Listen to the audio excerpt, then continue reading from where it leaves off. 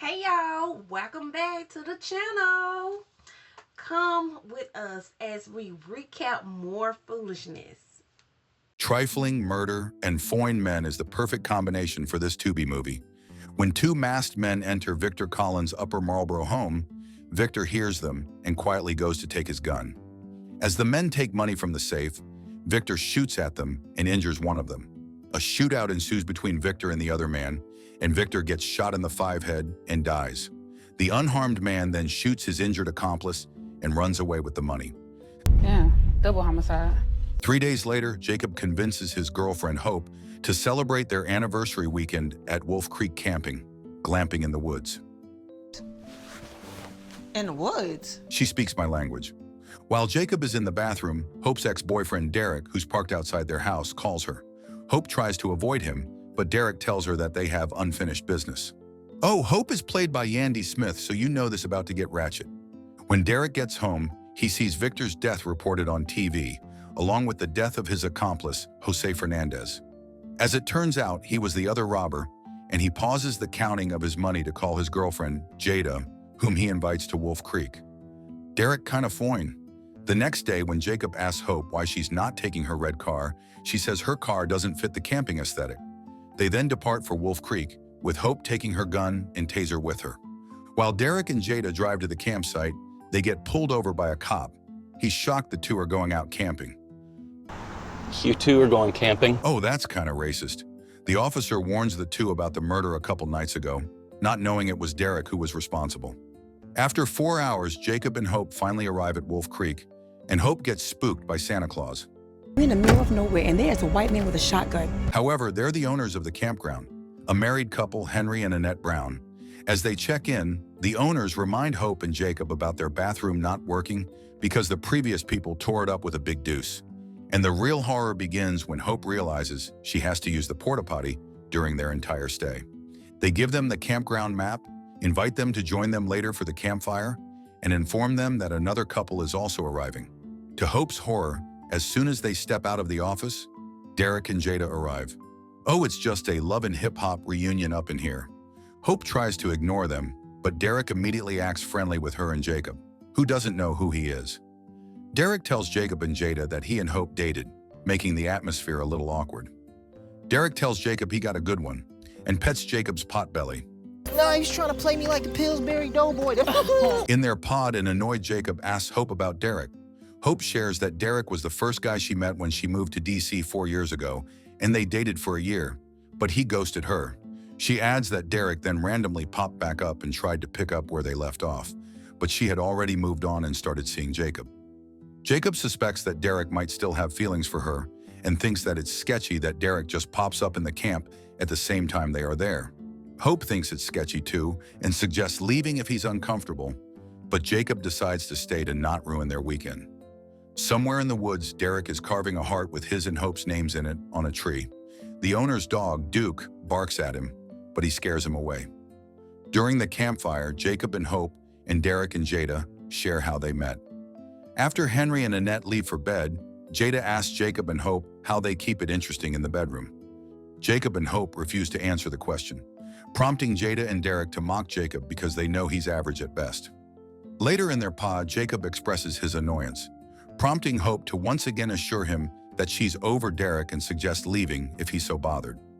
Meanwhile, in the other couple's pod, Jada confronts Derek for using her to make Hope jealous. Derek tells her that she's wrong and does things to her to shut her mouth. Their pig squealing is then heard by Jacob and Hope, who get disgusted. Jacob later wakes up in the middle of the night, feeling the need to go pop a dookie. Since their pod's toilet is out of order, he needs to go to the porta potty 30 feet from their pod. Before he leaves, he wakes Hope to tell her to keep a lookout in case he doesn't return.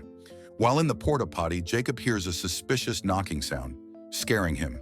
He frantically returns to their pod and informs Hope that someone is out there messing with him.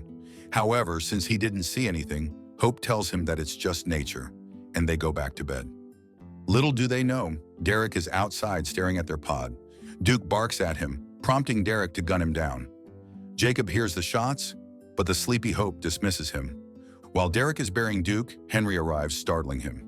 When Henry realizes what he's doing, Derek hits the MAGA man in the head with the shovel. The next day, Jacob proposes to Hope, who happily accepts even though she knows he's using Klarna to pay for the ring. Derek goes to the leasing office to borrow some fishing gear.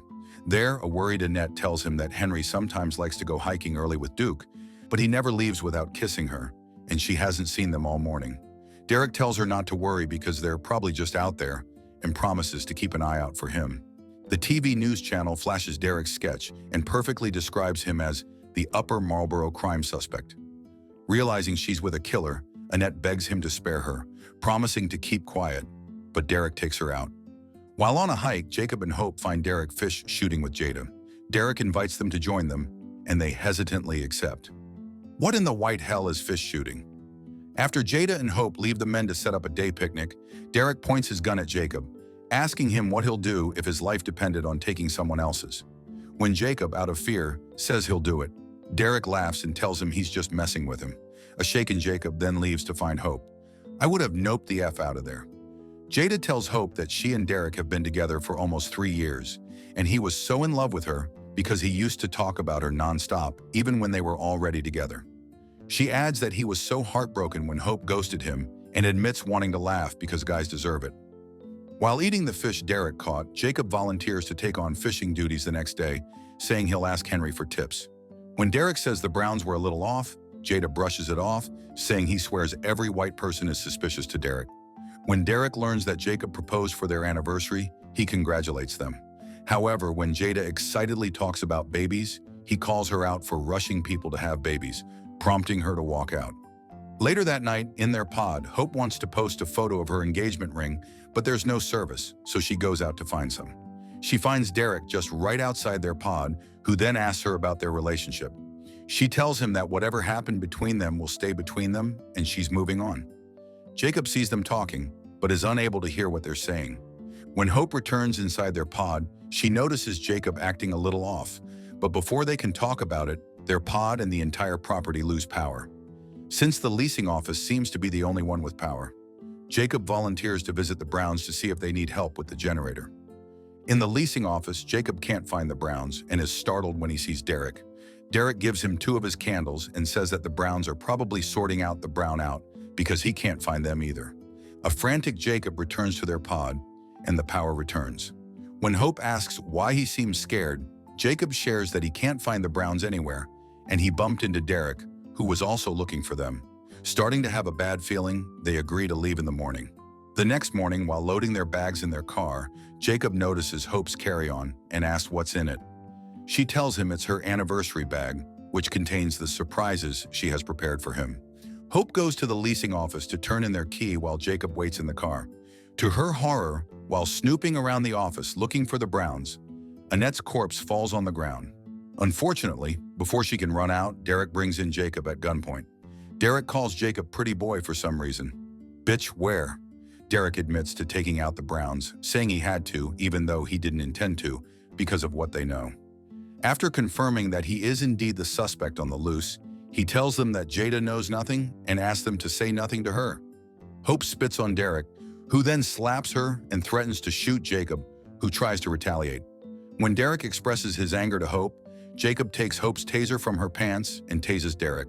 Jacob then punches Derek to keep him down, giving him and Hope time to run out. As Derek chases the couple, Hope takes out her gun from her bra for their protection, shocking Jacob. The couple manages to circle back to their car, but they discover a knife lodged in one of their tires. Jacob suggests taking the Browns' truck, so they head back to the office to find its key.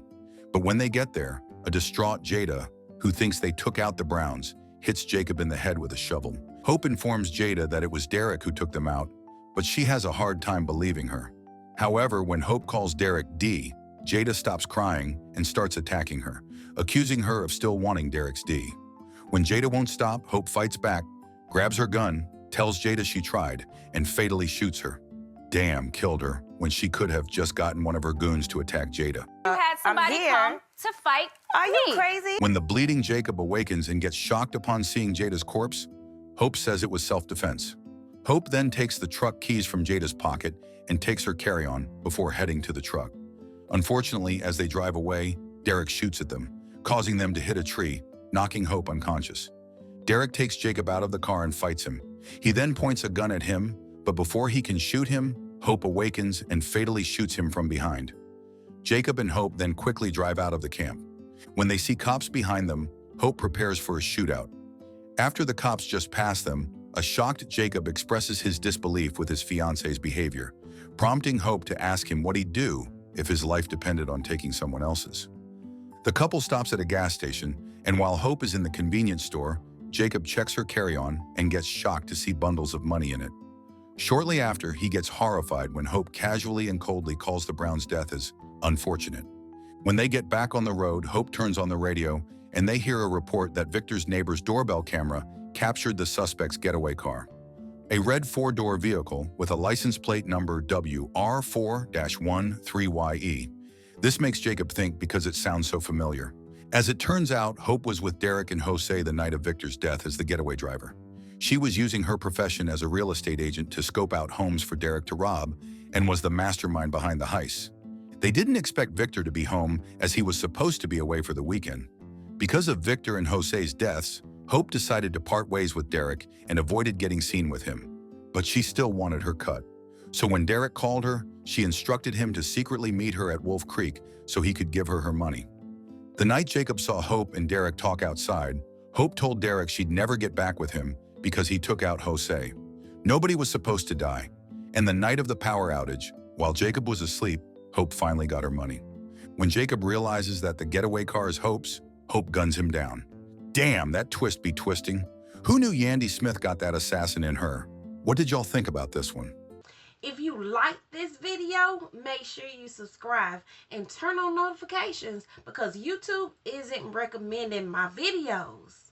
And if you would like to watch more foolishness, you can click here or here.